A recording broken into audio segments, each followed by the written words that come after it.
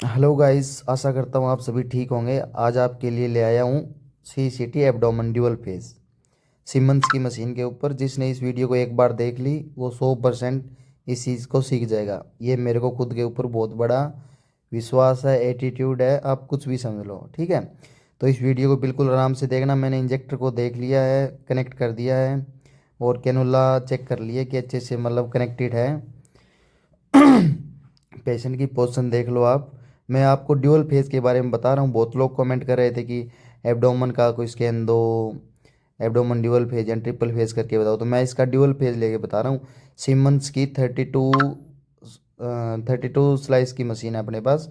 उसके ऊपर मतलब 16 स्लाइस है, 32 के अंदर अपग्रेड है ये। तो इसके अंदर जैसे कि पेशेंट की पोजीशन लगा दी है। हाँ, अपने को पेशेंट की पोजीशन, हाँ देख लो। CCT एब्डोमेन के लिए अपने को ना पेशेंट की डायफ्राम से थोड़ा ऊपर लगाएंगे आप पोजीशन। फिर मैं प्रोटोकॉल एंट्री डाल रखी है, मैंने प्रोटोकॉल ले लिया मैंने उसके ट्रिपल फेज का। ट्रिपल फेज का लेके डॉक्टर मना कर देता है कि प्लेन नहीं लेना, तो प्लेन में यहाँ से डिलीट करूँगा। फिर आर्ट्रियल प्लस विनस दो होते हैं, तीन आर्ट्रियल, पोर्टल और विनस तीन होते हैं फेज, ट्रिपल फेज। तो मेरे को ओनली ड्यूअल फेज लेना है, तो मैंने पोर्टल डिलीट कर दिया है। फिर मैं गो करके पेशेंट का टोपोग्राम ले लेता हूँ, ठीक है। जिसको सीखना है वो बिल्कुल आराम से देखना। अगर जिसको कुछ समझ ना आया वो कमेंट करना, ठीक है। मेरे को खुद पे यकीन है कि आपको अच्छे से समझ आएगा। मैं जिस लैंग्वेज में बता रहा हूँ बिल्कुल सिंपल तरीके से आपको समझा रहा हूँ। जैसा कि अभी टोप्पो ले लिया है मैंने, तो मैं मॉनिटरिंग करूँगा बिल्कुल डायफ्राम के ऊपर, ठीक है। मॉनिटरिंग को ऊपर ले गया, डायफ्राम पे करूँगा। डायफ्राम के अंदर फिर मैं एयोर्टा के अंदर मॉनिटरिंग रखूँगा, ठीक है। मेरे को मॉनिटरिंग की स्लाइस जो स्कैन करूँगा ना वो डायफ्राम के ऊपर रखनी है बिल्कुल, ठीक है। तो उसके बाद में जैसे कि अभी अपने को बीच में दिख रही है एयोर्टा, ठीक है। इधर लीवर हो गया, इधर अपने को हार्ट का शेडो दिख रही है। तो एयोर्टा के ऊपर मैं मॉनिटरिंग कर दूंगा। HU रखूंगा मैं ड्यूअल फेज के अंदर 80-85 के अकॉर्डिंग, ठीक है। उसके बाद में कुछ नहीं है, इधर अपना है पेशेंट को मतलब अपा कॉन्ट्रास्ट अकॉर्डिंग टू पेशेंट के वेट के अकॉर्डिंग देते हैं। सबसे पहले अपने को क्रेट चेक करना है, पेशेंट का क्रेट नॉर्मल होना चाहिए अगर आप पेशेंट को कॉन्ट्रास्ट दे रहे हैं तो, ठीक है। इस चीज़ की अपने को ध्यान रखनी है। रेडियोलॉजिस्ट इस चीज़ के बारे में नहीं बताएगा। और जैसे कि मेरा आर्ट्रियल फेज है, तो आर्ट्रियल फेज के अंदर क्या है, मैं किडनी तक कवर कर रहा हूँ, ठीक है। ये है मेरा आर्ट्रियल फेज एब्डोमेन का। कई बार डॉक्टर बोल देते हैं कि कंप्लीट आर्ट्रियल फेज चाहिए, तो वो पूरा नीचे तक लेना है अपने को, ठीक है। और दूसरा है वीनस फेज, तो उसमें मैं पूरा एब्डोमेन कवर करूँगा, ठीक है। डायफ्राम के ऊपर से और नीचे पूरा पेल्विक से नीचे तक। मतलब अगर मेल पेशेंट हो, कई बार कुछ हर्निया वगैरह होता है तो अपने को नीचे स्कोटम से भी नीचे तक कवर करना पड़ता है। इस पेशेंट को मैं 62 ml कॉन्ट्रास्ट दे रहा हूँ और 2 की स्पीड से दे रहा हूँ और मैंने इंजेक्ट कर दिया है। इंजेक्ट करके जैसे वहाँ से चेक करके अंदर आएगा, मैं यहाँ से स्कैन मतलब स्टार्ट कर दूंगा, ठीक है। तो जैसे मैंने स्टार्ट कर दिया है, तो अभी जैसे ही पेशेंट के एओर्टा के अंदर कॉन्ट्रास्ट आएगा, देखो मेरी फर्स्ट स्कैन के अंदर कॉन्ट्रास्ट आ गया है, तो मेरा स्कैन स्टार्ट हो गया है। जैसे मशीन एक स्लाइस मतलब एक स्लाइस का स्कैन लिया ना मशीन ने, उसी के अंदर मेरा मतलब एओर्टा के अंदर कॉन्ट्रास्ट आ गया था। तो आप देख रहे हो कि मेरा आर्ट्रियल फेज स्टार्ट हो गया है। ये देखो बहुत अच्छे से ब्राइट हो रहा है, बिल्कुल अच्छे से। और आर्ट्रियल फेज अपने को किडनी तक ही लेना होता है नॉर्मली, ज़्यादातर जनरली वैसे। मेरा एक स्कैन बहुत अच्छे से आ गया है। अभी मेरा दूसरा वीनस फेज स्टार्ट हो गया है। वीनस फेज जैसा कि आप देख रहे हो, अभी आपके सामने दिख जाएगा। वीनस के अंदर ही मेरी ना वेन वगैरह अच्छे से दिखेगी। अभी इसमें आप लीवर में चेक करोगे तो ये पोर्टल वगैरह, ये देखो, देखो कितनी बढ़िया वेन आई है ना, बहुत अच्छे तरीके से। हाँ, इसी तरीके से आपको लेना है, ठीक है। अगर मेरी कोई चीज़ समझ में नहीं आ रही है, समझाने में कुछ मतलब, आप मेरे को मेरी कमियां भी बता दिया करो, ठीक है।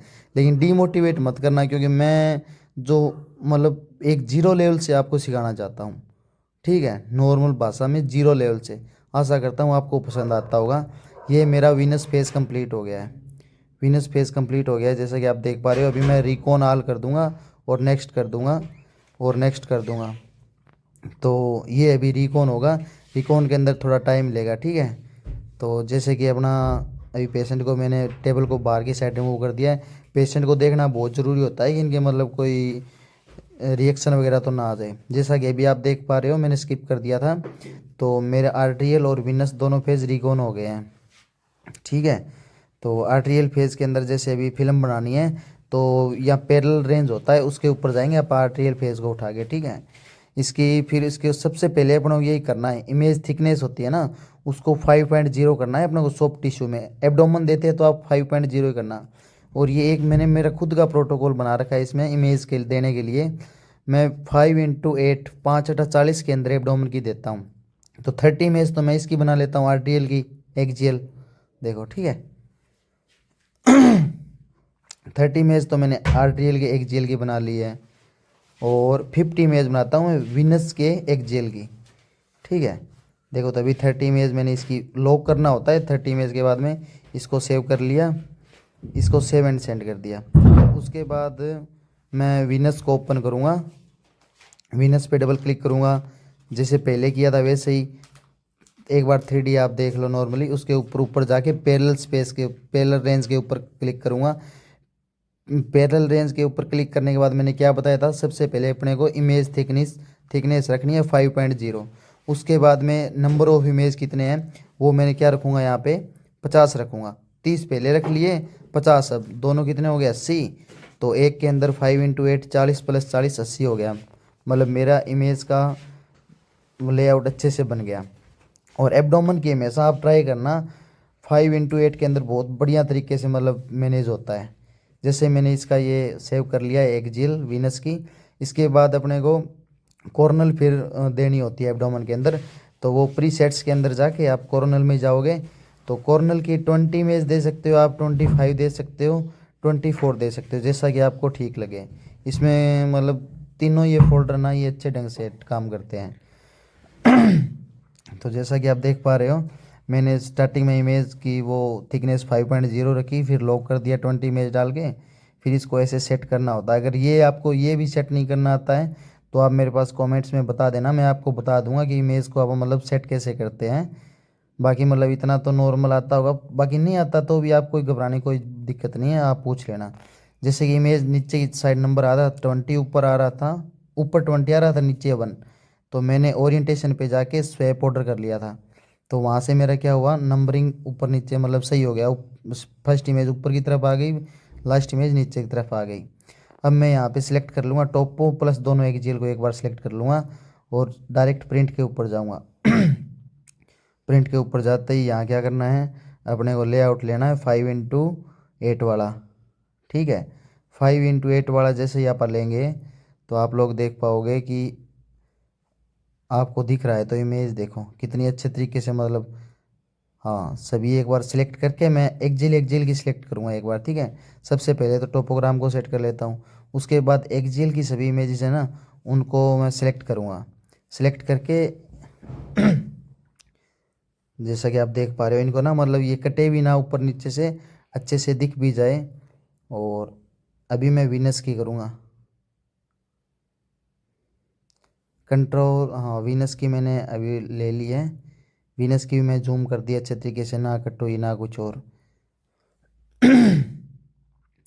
तो आप एक बार ना ट्राई करना ये आपको के लेआउट कैसा लगता है 5x8 वाला एब्डोमेन के अंदर।